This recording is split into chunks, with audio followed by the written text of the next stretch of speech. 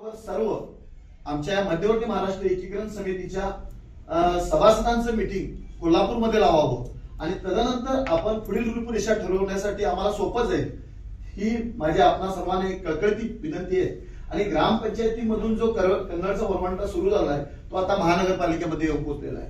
मागील जे आमचे सर्व प्रोसिडिंग हे मराठीत चालत होते, परंतु आज कुठल्याही ग्रामपंचायतीमध्ये एकही प्रोसिडिंग मराठीमध्ये चालत नाही।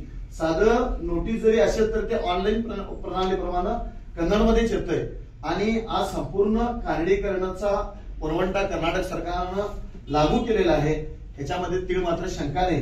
त्यासाठी आपण सर्वजण महाराष्ट्र सरकारवरती जितका आम्ही दबाव घालीन तितकाच त्याचा फायदा आम्हाला या सीमा भागातील सर्व मराठी भाषिकांना होईल।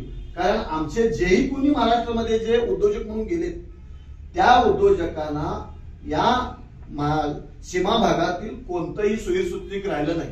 कारण आमच्या भागामध्ये 80% मुलं ही महाराष्ट्रामध्ये आहेत कामानिमित्त। आज मोठे मोठे उद्योजक आहेत, परंतु त्यांना कधीही राष्ट्रीय पक्षाव्यतिरिक्त त्यांना दुसरं काही महाराष्ट्र एकीकरण समितीचं कार्य समजतच नाही।